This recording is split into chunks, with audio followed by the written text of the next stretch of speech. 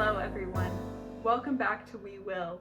We Will is an organization dedicated to the prevention and mitigation of sexual assault. As such, we often receive questions from parents regarding how they can teach their children about the delicate issues surrounding sexual assault. Today, I'm going to speak to you regarding teaching your children how to respect other people's bodies. The first and most important thing is knowing that what you say and what you do speaks louder than what you teach. You can teach your children all day long about how to respect others and how to respect their bodies, but if you don't do that for other people, your children will take notice and follow suit. Your children could even take this to the extreme by disrespecting somebody's body in an extreme way, even though you might be doing it in a very minor way.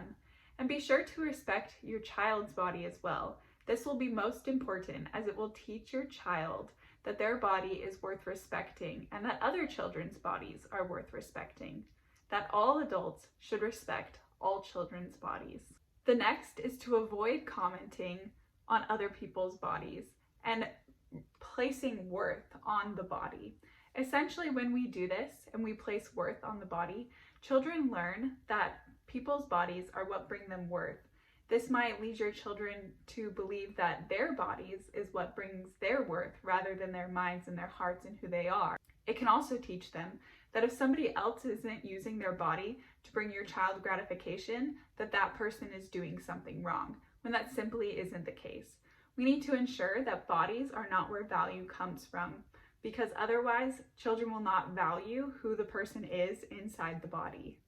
Next, absolutely never insist that your child has to be touched by someone.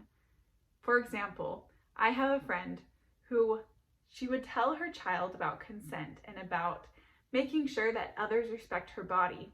But then this child's aunts or uncles or friends would want to give the child a hug and she wouldn't want to hug them and she'd say no. Her mom would make them hug her anyway. Eventually, it was pointed out to this mother that what she's doing is actually teaching her child that her consent doesn't matter, when really it does. Her body deserves to be respected in the way that that child deems fit. Therefore, it is critical to make sure that your child is not made to use their body in any way that they don't want to, including hugs, kisses, or anything of the sort. Next is teaching your children about how to recognize when someone else is saying no. No's can come in all sorts of different forms. People can say, I'm not comfortable with that, or really, I'd rather you not do that, or they can straight up say no. These are all versions of no that indicate that someone does not want this certain boundary to be passed, and that your child shouldn't be pressing them to allow them to pass that boundary. For example, if there are two children and one child really wants to give the other child a hug, but the child who is going to be receiving the hug doesn't want it, and they tell your child, I'm really not comfortable with that, then your child knows not to press forward and not to hug the child anyway, or to suggest that the child should get over this and allow the hug to happen anyway.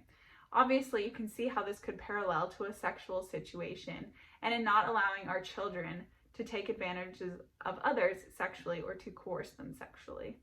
Finally, be sure to talk to your children about empathy and to teach them empathy. Making sure that your children understand how others feel and how their actions can make others feel a certain way really teaches your children to think about others and how things will affect them before they act. Meaning that when your child feels that they want to do something to another child, perhaps beforehand they'll think that they should not do this to this person because it will hurt them, and we do not want to hurt other people. Thank you so much for joining me. I hope you enjoyed that video. Thank you for your willingness to raise a generation of well-informed children so we may hopefully reduce the rate of sexual assault. If you enjoyed this video, be sure to like and subscribe. And of course, We Will has educational resources on our website available to you